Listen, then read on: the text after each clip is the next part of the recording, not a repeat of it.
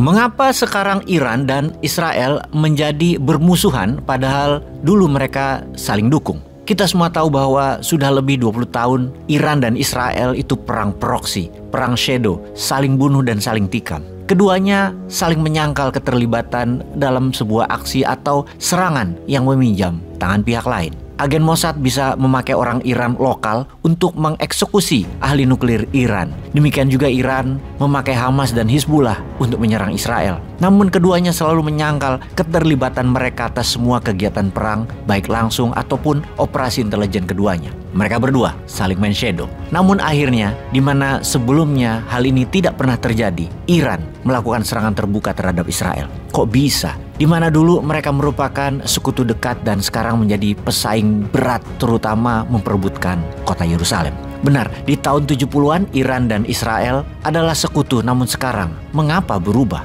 Kita mundur sebentar melihat sejarah. Di tahun 1948 berdirilah negara Israel, sebuah negara agama, negara Yahudi. Tak lama kemudian negara dengan mayoritas penduduknya beragama Islam, Turki, adalah negara pertama yang mendukung Israel. Dan coba tebak, negara apa yang kedua yang mendukung berdirinya negara Israel?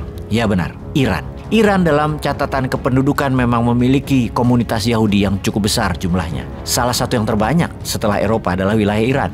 Di tahun 50-an, 40% minyak Israel diimpor dari Iran. Dan Raja Shah Iran, Mohammad Reza Pahlavi, adalah sahabat dekat dengan para pemimpin Israel kala itu. Sementara Iran mengimpor sayuran, buah-buahan, dan senjata dari Israel. Kemudian terjadi pergeseran di tahun 1979 di mana di Iran terjadi revolusi Iran di bawah pimpinan Ayatullah Khomeini yang dalam pembuangannya dari Prancis dia menggalang kekuatan masyarakat hingga menggulingkan Shah Iran, Reza Pahlavi.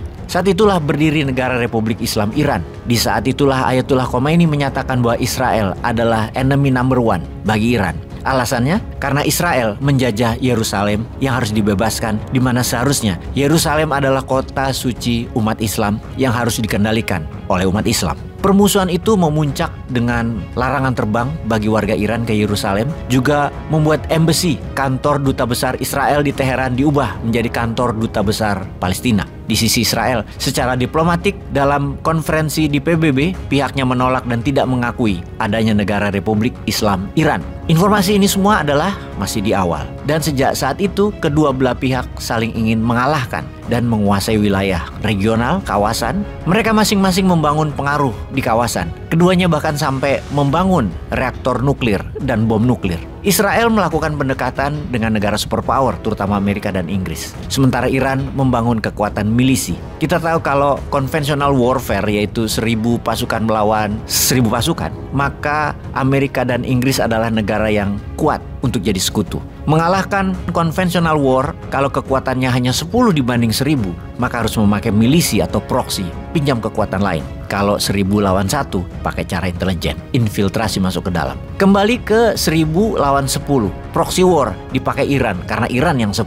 Membangun milisi di Yaman, Suriah, Lebanon, Irak, semuanya di bawah Garda Revolusi Iran, pasukan elit Iran yang khusus melakukan operasi militernya di luar negeri dan menarget Israel. Sebagai gerakan anti-Iran, Israel juga membangun kekuatan dengan milisi, yaitu membantu mujahidin di Afghanistan dan Kurdistan di selatan Turki sebagai milisi yang berperang melawan Iran. Keduanya saling serang, yaitu Iran dan Israel meminjam wilayah dan pasukan Suriah, Lebanon, Hizbullah melawan mujahidin dan milisi Kurdistan. Hingga puncaknya Israel, Amerika, Inggris membangun organisasi ISIS untuk merusak kekuatan Iran di Suriah, negeri Syam. Perang shadow ini berlangsung 3 dekade sudah. Terutama fokus Israel adalah jangan sampai Iran punya nuklir. Puluhan kali proyek nuklir Iran diserang Israel sehingga Iran main shadow di dalam proyek nuklirnya.